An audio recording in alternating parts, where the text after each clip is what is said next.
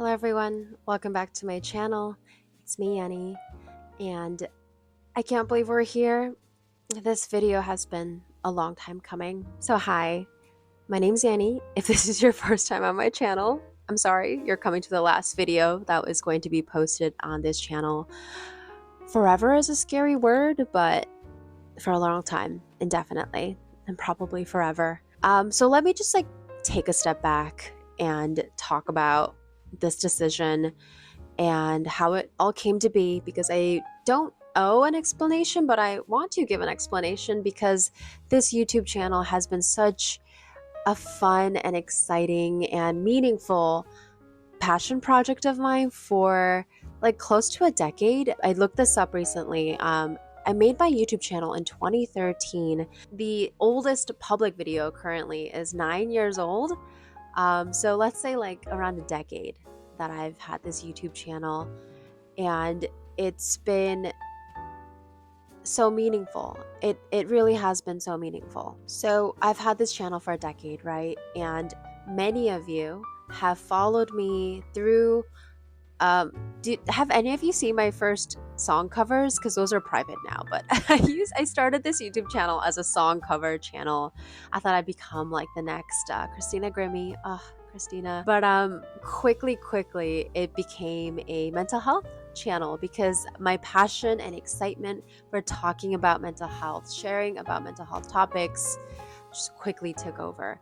And I felt a need, which I still feel a need, which makes this whole thing quite bittersweet. But let me kind of like bring you in closer on why I'm not surprised that I can't make videos anymore. I don't want to make YouTube videos anymore. So, like I said, you followed me on this journey from being at NYU, getting my master's in social work, getting my first job as a therapist, the ups and downs of like being a social worker, like not in like a pejorative sense, but in like a critical sense, where I learned that I love working with patients. I love being able to be someone who is an ally, someone who is there to be at the corner of my patients, support them, not only through like housing applications, but talking through processing anxiety, depression. That meant so much to me and still means so much to me.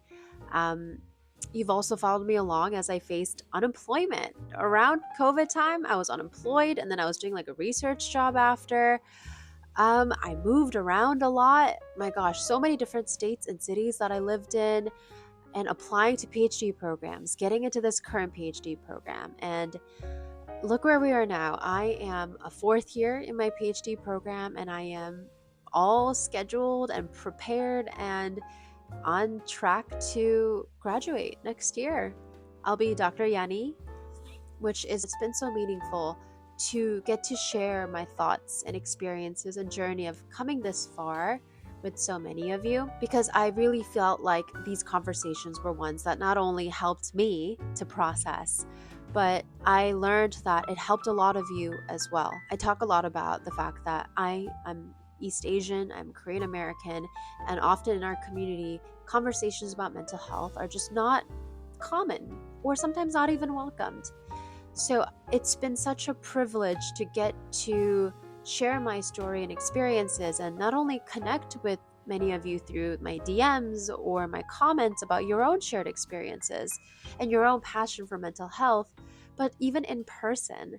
Like the wildest thing, even just this summer at a conference, I met some of you. Like, and you're like, do you make YouTube videos? Which is just, I get so shy when you guys come up to me in person because I'm like, oh, I'm a nobody. But anyway, I've not only met you guys through conferences, but I've also met you at grocery stores. I've met you at random shops in Soho. It's just been such a privilege.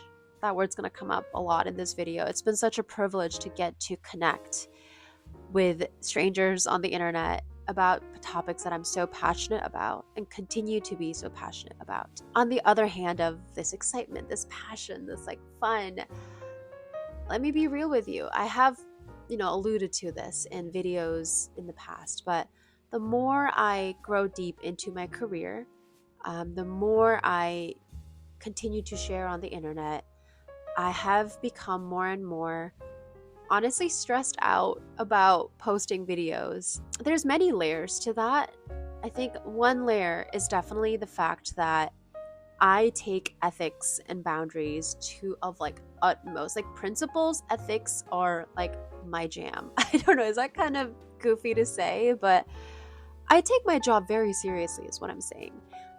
I'm a public facing person. Like my job, like I see public people, like people from communities come into our hospital. I do their intakes, I do therapy with them. And I have such a privilege of being able to do a job where these people come in and they feel safe to share their innermost thoughts and fears and feelings and experiences with me. And I have never taken that for granted as a therapist. So, with that said, as my videos on YouTube became more and more mental health focused, as I started getting more subscribers, as I started getting more views, it's not like a lot of views, but people watching my videos, I started getting kind of nervous of the impact of these videos. Now, you're never going to find, even in the private videos, any video of me talking smack about like clients or patients or supervisors or job sites, because that's just not the type of person I am. And I've taken YouTube so seriously. Seriously, in the sense of any video I upload, I mentally prepare and am ready for a supervisor or a client or someone to have watched it and bring it back to me in therapy. So like utmost standard of like censoring in a way while trying to be as like genuine and authentic as possible. And I think that's been kind of draining and it's been really hard. I'm very passionate and fiery and I cannot be anyone else but myself. I'm just very like that in every realm of my life. And it's been so hard to toggle that balance of genuine honesty while also all of those levels of censoring that I have to do and that I want to do. So, as I have been reflecting on my next chapter of my life, internship, graduating, becoming Dr. Yeonni, I've really started, wondering if my YouTube channel can continue with me. In the same realm of like things that made me kind of stressed about posting on YouTube, I think without getting too much into it, we live in a society, we live in a world where privacy is becoming more and more of a privilege rather than a right. And I've had instances where I've been a little bit scared, honestly. Like I said, I won't get too much into it, but I want to be more intentional about my public presence online, like be even more careful to protect my family, my community, my friends, myself. And these long form videos on YouTube, as much as I try to script, there are times when I do ramble and I want to be genuine and authentic. And I'm not shy about the fact that I'm a social justice oriented therapist. And so I have opinions and thoughts and passions and values that in today's day and age, I don't know, like it can be polarizing, I guess. Human rights, who would have thought? See, look at me going off. I can't do that. Some of you might not understand this, but especially in my line of work as a therapist, something that I take very, very, very seriously is not every client and patient that comes into my office, not every supervisor that I work with will have the same values and opinions and thoughts as me. So there has always been this sort of worry that a patient could see one of my videos where I talk about, I don't know, human rights is a value of mine, and then they decide to not come in for therapy the next week because they're like, Yeonni is too different from me. And, like that requires processing. That's something that they feel. But as their therapist, I take it very seriously that my patients feel comfortable to come in the room with me to process with me. It might sound very nuanced, but it is very concrete for me and what I want and do not want in my life with the work that I do, which is not just work for me, but my life work, my passion. I'm so passionate about this career that I've built up for the past decade. So, with that said, I have good news, right? This isn't goodbye to Yeonni forever in every sense. I only have 2 public platforms, which is YouTube and has been Instagram. I will no longer be posting videos on YouTube. However, I will still keep my Instagram public. So I would love to invite you, whether you've been with me for years or months or days or hours, or you're not even subscribed and you somehow came across this video, hello, goodbye. Please follow me on Instagram because I would love to stay in touch over there. Instagram feels more manageable to me with all of the preface that I've given you, the reasonings of why I feel so exposed here on YouTube. For some reason, I don't feel that way on Instagram. I can curate more while being genuine.